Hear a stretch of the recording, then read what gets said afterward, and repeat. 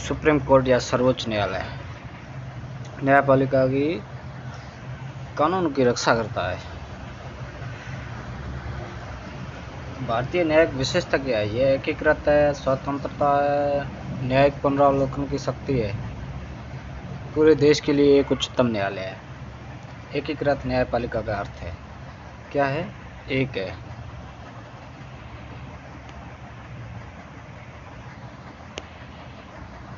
उच्चतम न्यायालय संविधान के भाग 4 में 124 से 147 तक है, जिसके क्षेत्राधिकार शक्ति प्रणाली ये है। वृद्धि कर सकती है संसद देश का कानून बनाकर। वर्तमान में सुप्रीम कोर्ट में न्यायाधीश 34 है, एक 33 और एक मुख्य न्यायाधीश, 34 है टोटल। भारतीय न्यायपालिका की संरचना: सर्वोच्च न्यायालय सुप्रीम कोर्ट और हाई कोर्ट, ये दो है, और इनके नीचे होता है जिला लेवल का, और ये तहसील लेवल का होता है अधीनस्थ न्यायालय। 3 प्रकार के होते हैं। उच्चतम न्यायालय का गठन कौन से अनुच्छेद में? 124 में।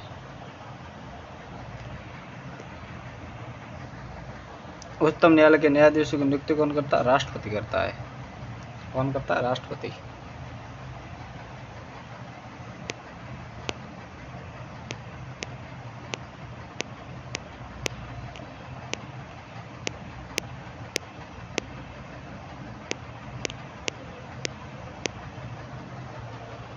योग्यता क्या है? भारत का नागरिक हो और 3 योग्यता रखता हो। किसी उच्च न्यायालय में 5 वर्ष तक न्यायाधीश और 10 वर्ष तक अधिवक्ता रहा हो किसी उच्च न्यायालय में। राष्ट्रपति की नज़र में पारंगत विधिवेता हो। शपथ 124 में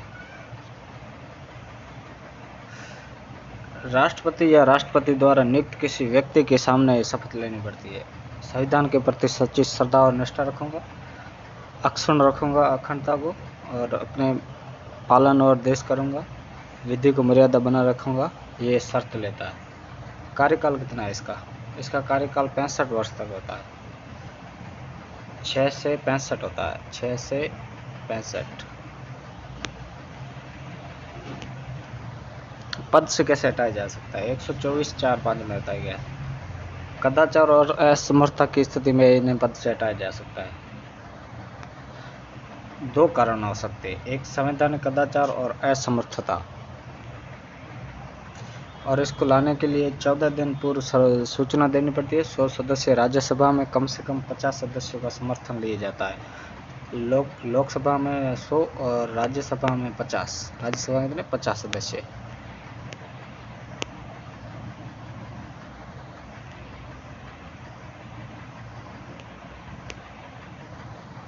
सेवानिवृत्त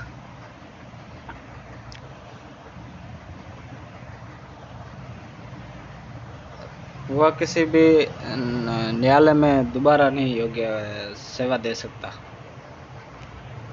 एक बार अगर रिटायरमेंट हो जाए तो दोबारा नहीं कर सकता। प्रारंभिक क्षेत्राधिकार 131 के अंदर वर्णित है। कौन से? केंद्र बनाम राज्य, केंद्र प्लस राज्य बनाम और राज्य बनाम, ये इसके प्रारंभिक 3 है। कितने? 3।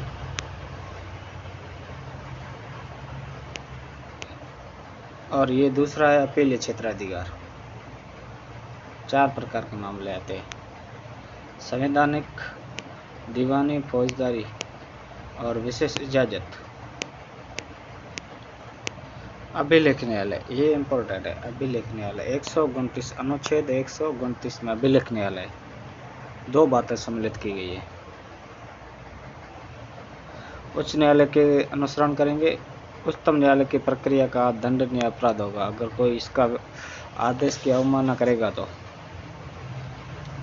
रिट संबंधी क्षेत्राधिकार अनुच्छेद 32 सुप्रीम कोर्ट करता है 32 के अनुसार 5 प्रकार की। एक पहली है बंदी प्रत्यक्षीकरण, दूसरी है परमादेश, और तीसरी प्रतिषेध है, चौथी अधिकार परीक्षा है, और 5वीं है आपके उत्प्रेषण। इनके अंदर आप रोक के वीडियो को देख सकते हैं पूरा विवरण। मैं शॉर्ट में आपको बताऊंगा।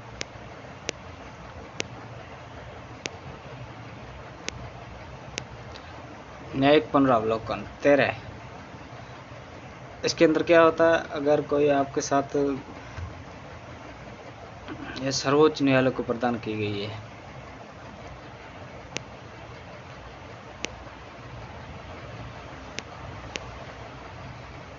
अब देख सकते हो जनहित याचिका, ये जनहित याचिका है, इसको शॉर्ट में पिल बोलते हैं, पब्लिक इंटरेस्ट लिटिगेशन।